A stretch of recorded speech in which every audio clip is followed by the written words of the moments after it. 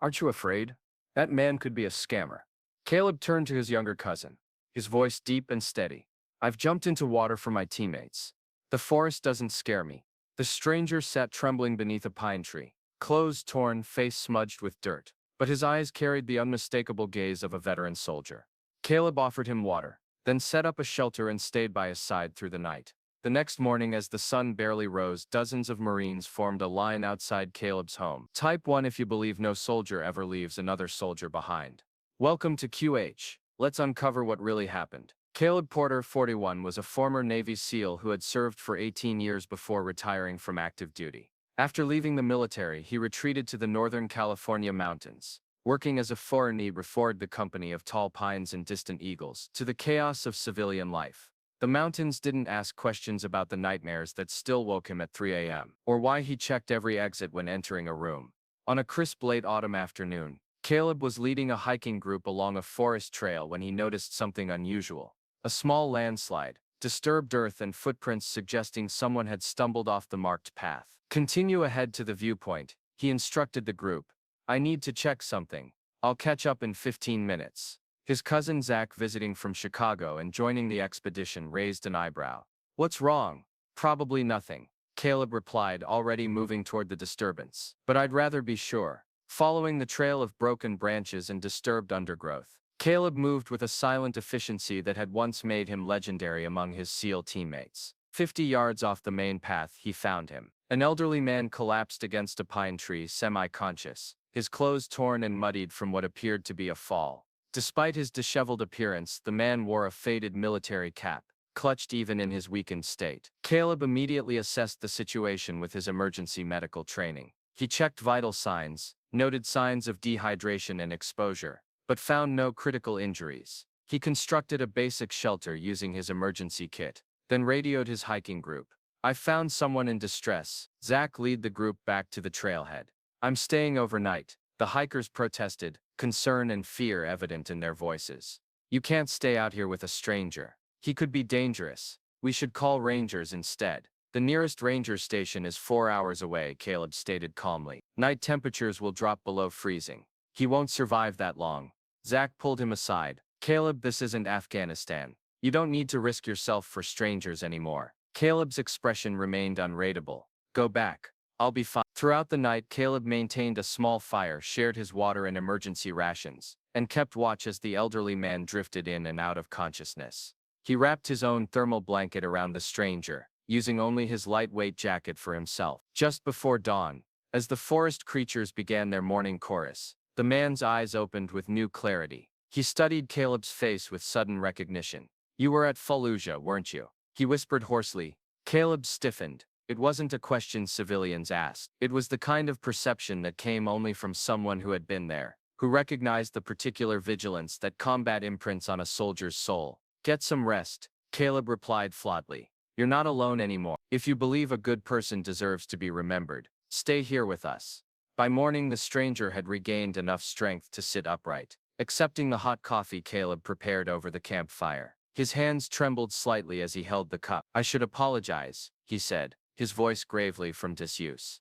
I can't seem to remember my name clearly. The days blur together out here. Caleb nodded without judgment. He'd known veterans who lost more than memories to the aftershocks of war. How long have you been in these woods? Caleb asked, offering a protein bar from his pack. The man's gaze drifted toward the mountains. People think I'm dead already. Something in his tone made Caleb look closer. As the man shifted, his torn jacket revealed a fragment of military identification tags, partially obscured by dirt, but still legible.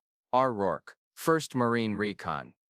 The name triggered Caleb's memory. A 2010 news brief about a classified mission gone wrong. A team presumed loss. An operation the government neither confirmed nor denied. The kind of operation that didn't exist on paper. You need medical attention, Caleb said carefully, avoiding any mention of the tag he'd seen. I have a cabin about 3 miles from here. Think you can make it with some help? The man Rourke nodded. Their journey was slow, punctuated by rest breaks and Caleb's quiet encouragement. When they finally reached the simple wooden structure Caleb called home, the exhaustion was evident on both their faces. Caleb contacted local authorities, reporting only that he'd found a disoriented hiker needing medical assistance, but declining emergency evacuation. Something told him that drawing too much official attention might do more harm than good. Over the next few days, Caleb provided simple meals, clean clothes, and a spare bedroom with a window facing the sunrise. He asked no questions about military service or how a presumed dead Marine had ended up wandering his forest. The man who tacitly accepted being called Mathis spoke little but watched everything. He flinched at sudden noises. He organized his borrowed clothes with military precision. One morning, catching sight of the American flag, Caleb kept mounted by the porch. Rourke automatically straightened to attention, his hand halfway to a salute before he seemed to remember himself. On the fourth night, Caleb was awakened by shouts from the guest room. He found Mathis tangled in sheets, eyes wide but unseeing. "They left me there. All of them," Mathis muttered, still caught in his nightmare. The coordinates were wrong. Wrong. Caleb recognized the signs of a flashback and kept his distance while speaking in calm, measured tones until recognition returned to Mathis's eyes. "Sorry," Mathis whispered, embarrassment replacing fear. "Bad night. I've had a few myself," Caleb replied simply. The next morning, while Mathis was taking a shower, Caleb made a single, carefully considered phone call to a former teammate, now working at the Pentagon. Without providing specifics, he asked about the status of Recon Team Echo, deployed in. The long silence before his friend responded told Caleb everything. "That file's been closed a long time, Caleb," came the cautious reply. Team commander was Lieutenant Colonel Robert Mathis, led a 12-man unit on a high-priority intelligence gathering mission. Official record states all hands lost. And unofficially, another pause, there were rumors. One survivor, possibly held captive for years, escaped but suffering severe PTSD and memory loss. The brass kept it quiet. Having a presumed dead officer suddenly reappear raises too many questions about missions that never officially happened. Caleb thanked him and ended the call, the pieces falling into place. Mathis hadn't just been any Marine. He'd been a commanding officer who had somehow survived when his entire unit was lost, only to be effectively erased from the record, because his existence complicated the official narrative.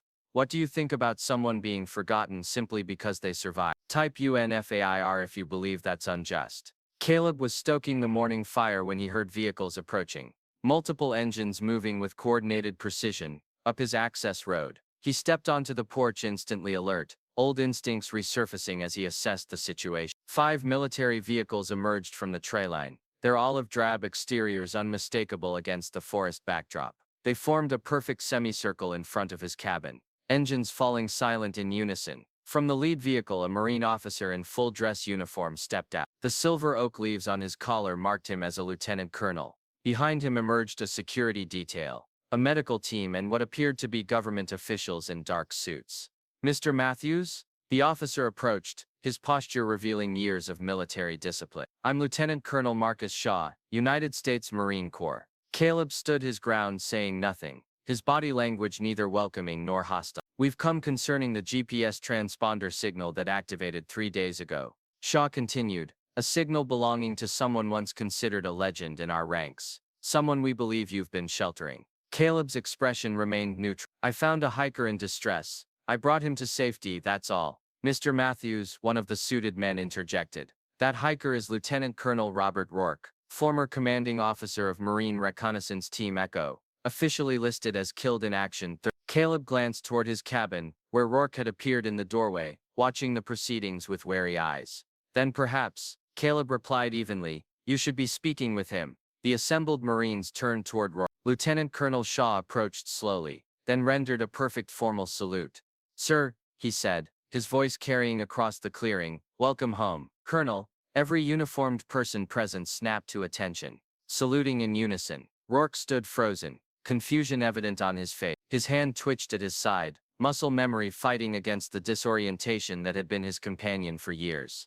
A young Marine stepped forward from the group, no more than 25 years old. He approached Rourke with reverence. "Colonel Rourke," he said, his voice breaking slightly, "I'm Corporal Ethan Blake. My father was Staff Sergeant Benjamin Blake, the last man you pulled from the wreckage before the secondary explosion." Tears formed in the young Marine's eye. "He told me how you went back in when everyone else was running out, how you carried him through enemy fire when his legs were shattered. He died last year, sir, but he never stopped telling your story." Something shifted in Rourke's expression, a flicker of recognition, a ghost of the commander he had once been. He straightened almost imperceptibly. "Your father," he said slowly, searching for words, had a picture of you, kept it in his helmet. The young Marine nodded, tears now flowing freely. Yes, sir, that was me at 10 years old. A medical officer stepped forward. Colonel, we need to transport you to Walter Reed Medical Center. Your implanted emergency tracker activated when Mr. Porter brought you within range of a search satellite.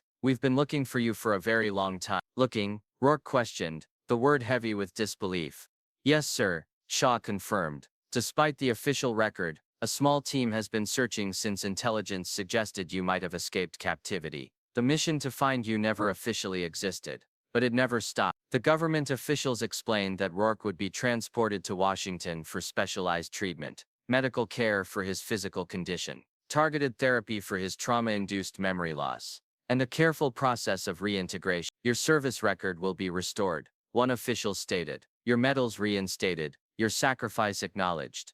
Throughout the exchange, Caleb remained on his porch, a silent observer to the reunion between a lost warrior and the Corps that had never truly abandoned him. When approached by a senior officer offering thanks, Caleb simply shook his head. I didn't save anyone, he said quietly. I just did what any soldier would do for another. Before departing, Rourke approached Caleb, standing straighter than he had in days, some element of his former command presence returning. They tell me I've been wandering for years, he said, that I escaped a prisoner camp, but couldn't remember who I was or where to go, just that I wasn't supposed to trust anyone in uniform. Caleb nodded. The mind protects itself in strange ways. You could have called authorities immediately, Rourke observed, had me institutionalized. But you didn't. You were a soldier in need. Caleb replied simply, that's all I needed to know. The two men exchanged a look that contained more understanding than civilians could comprehend. The unspoken brotherhood forged only in the crucible of combat. As the military convoy prepared to depart, one of the officers hammered a small plaque into the ground near the trailhead where Caleb had first found Rourke. At this sight, one who was forgotten was finally called home. Have you ever made the right choice when everyone else walked away? Your story matters too. A week later, Caleb received an official letter from Marine Corps headquarters. Thank you for not forgetting one of our own. Enclosed was a formal commendation, recognizing his role in what was now being called Operation Homebound. The letter mentioned that Colonel Rourke was responding well to treatment, with memories returning in steady fragments. Caleb placed the letter in his desk drawer without showing it to anyone. Recognition had never been his motivation. 3 days later, at precisely 0700 hours, Caleb heard vehicles approaching again. Looking through his cabin window, he saw something that made him pause. A line of Marines in dress blues forming along his driveway. There were no officers giving commands, no official vehicles, just Marines standing shoulder to shoulder in perfect formation. One by one, each Marine approached his front steps, placed a small American flag in the ground, rendered a solemn salute, and silently returned to position. The last in line was Corporal Jensen, who left something additional with his flag, a framed photograph of his father with Colonel Rourke, taken somewhere in the desert years ago. No speeches were given, no explanations offered. When the last flag was planted, the Marines departed as silently as they had arrived, leaving a pathway of stars and stripes leading to Caleb's door. From his window, Caleb watched them go. For the first time in years, he smiled, a genuine expression that reached his eyes. That evening, as sunset painted the mountains in amber and gold, Caleb sat on his porch looking at the row of flags gently moving in the breeze. His phone rang, a secure line very few people possessed. He remembered the rest today, said the voice of his Pentagon contact. The entire mission, names of his captors, everything. Doctors are calling it remarkable. He's a Marine. Caleb replied, remarkable is standard issue. Some who walk through war never truly walk alone. But sometimes they need reminding that they haven't been forgotten. And sometimes a person comes home not through official channels or paperwork, but through the actions of a brother in arms who refuses to look away. Have you ever helped someone without knowing who they were? Share your story, because sometimes the small things we do touch history itself. Caleb had always believed that the world didn't need more noise. It needed more listening. And in that forest, he hadn't just rescued a man. He'd reminded a legacy that its flame still flickered. The stars on the flags outside his door were more than symbols. They were silent testaments to the truth that no one who serves should ever be forgotten. Subscribe to Incredible Stories, where we preserve memories of what's right, even when the world once kept silent.